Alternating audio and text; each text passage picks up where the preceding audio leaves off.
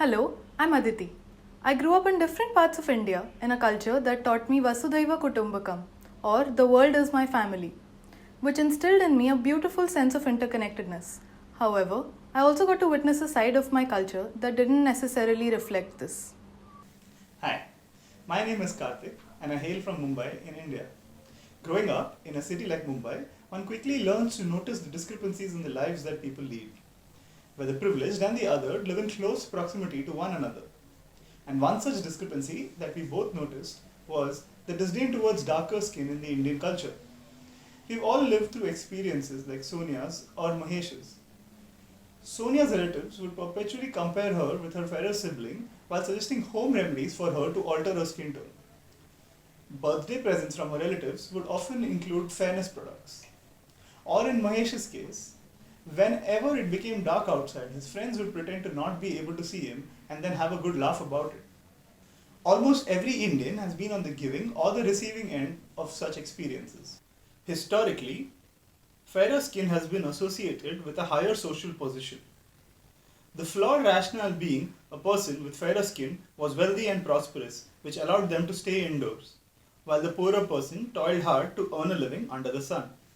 Colonialism only served to heighten this perception and make it a more dominant part of the Indian psyche.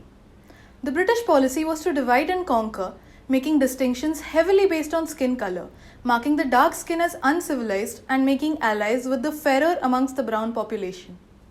Post-independence, this discrimination continues to be a part of the Indian culture in a bizarre fashion where the darker amongst an entirely brown population continue to be marginalized and oppressed. A lot of cultures around the world continue to have a similar experience, making shadism or colorism a universally relatable challenge. This bias is noticeable even today and is reflected in our popular culture. After a recent trip to India, our thesis advisor told us that having heard about the problem from us, she couldn't unsee it anywhere she went. It is hard to ignore the issue when everything from billboards to milk packets almost exclusively features fair-skinned people. On my way back home to India, I noticed something very startling. Even the COVID-19 awareness banners in the Mumbai International Airport featured a white person on it. On speaking to people about their experiences with skin color, a common thread that emerged was that a lot of people had formed negative associations with their darker skin at a very early age. Someone told us in conversation, I started using fairness products around the age of 11 to 12 because my mom was much fairer than me. Having heard similar things, we decided to focus our research on school kids to try and understand where and how these perceptions start to form. We partnered with a team of experts at Seeds of Awareness, an organization working with school kids to teach sexual health comprehensively. SOA helped us reach out to schools and presented us with an opportunity to speak to students directly. In conversation, founder Shalaka mentioned something that stuck with us. It is fairly easy to get kids to say the right things in schools when you quiz them. But the real challenge arises once they step out of the school setting where they are influenced by their parents, siblings, peers, and the media. We read the account of a parent about how she raised her daughter to believe that her dark skin was beautiful and worthy, and yet in school she refused to play with another kid because he was dark skinned. Having heard this repeatedly, we realized that we needed a change in our approach. Teaching something to kids as a part of their curriculum alone wasn't going to help in undoing this deeply ingrained social conditioning. Our intervention needed to be relevant even outside the bounds of a school and perhaps focus on the aspect of our lives that is a constant influence on our conscience, the media. There is a serious lack of representation of Indian skin tones, specifically dark skin, in our everyday content. Growing up with no one to relate to, darker skinned Indians internalize the notion that only fair skin equals normal and worthy. Matrimonial advertising in newspapers and websites, a popular form of seeking alliances for arranged marriages, almost always mention fairness as a virtue. Commercials for fairness products often rope in popular Bollywood celebrities to endorse them. These products show the unattainable promise of fairer skin to their users. The fairness products industry in India is estimated to surpass an astonishing $700 million mark by the year 2023. Colorism has become self-sustaining in our culture and encourages a strange form of self hate that does not actually benefit anyone but the multinational corporations that are extracting profit from it. There's a consciously curated vicious cycle of supply and demand. Media houses, businesses, and advertisers look to exploit the existing social conditioning that places fairness on a pedestal and justify their behavior by citing demand from consumers. Meanwhile, consumers are bullied into believing these unreal standards of fairness in order to feel attractive and successful by this same media. Allow us to paint you an alternative reality. Vaibhav grows up seeing his heroes from his favorite cartoons look a lot more like him. A world where Swara, Ali, and Tina feel comfortable in their own skin color because there is no advertisement or celebrity telling them that they aren't good enough and they need to dramatically alter their appearance to ever stand a chance to land that dream job, get that hike in their paycheck, or have someone fall in love with them. Narratives in the media normalizing the truth that dark is indeed beautiful is the reality that we're working towards. So we started to explore how might we enable the creation of healthy, positive, and radically inclusive narratives in India, reimagining advertisements that look like this to look like this, and for everyday narratives to transform from this to this. Some of these snapshots of an ideal future are a result of a part of our intervention.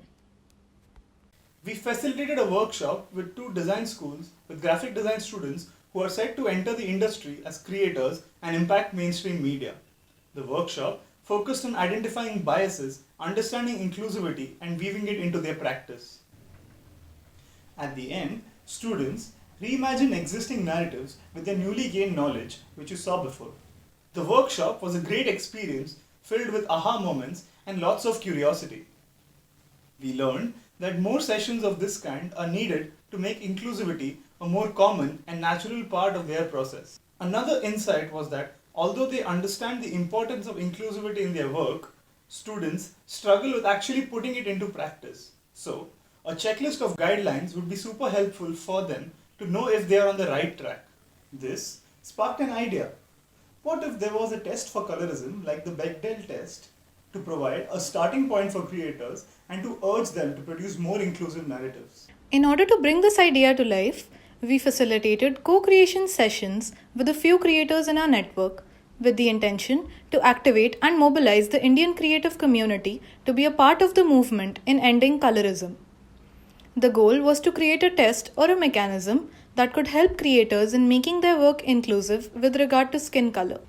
It was encouraging to see these creators care a great deal about this issue and be willing to show up and contribute towards making a change. During the session, a lot of important questions and insights came up. We discussed how design processes can look differently at different jobs, positions, and for different projects, and the roadblocks that these creators face in making inclusive work. By the end, a lot of great ideas started to come up, and our hope is to conduct more sessions in order to refine these ideas and create usable guidelines or mechanism once the circumstances allow it. The next step would be to test the usability of these guidelines or mechanism across sectors with various creators. We know that colorism has existed for a really long time. We aren't the first to talk about it, and we certainly won't be the last. But we believe that it is vital to keep having conversations around this issue while also showing people how pervasive it is. To achieve this, we launched an Instagram page. Think a Rotten Tomatoes, but for ads, where we would rate adverts on how well or how poorly they score on inclusivity. In addition, we want to shine a spotlight on campaigns and brands championing inclusivity and give people a platform to share their experiences with colorism in order to bring people together and push the needle for change. The fight against colorism isn't one thesis project long and cannot be fought by only some. As Dr. King once said, injustice anywhere is a threat to justice everywhere. We have to keep fighting the good fight long enough to ensure that the dignity and worth of our future generations does not depend on the color of their skin. This last year was full of exploration, growth, learning, falling on our faces and getting back up. It was deeply emotional and equally fulfilling. We are extremely grateful to every person who has been a part of our journey and has helped shape us and the project. Thank you.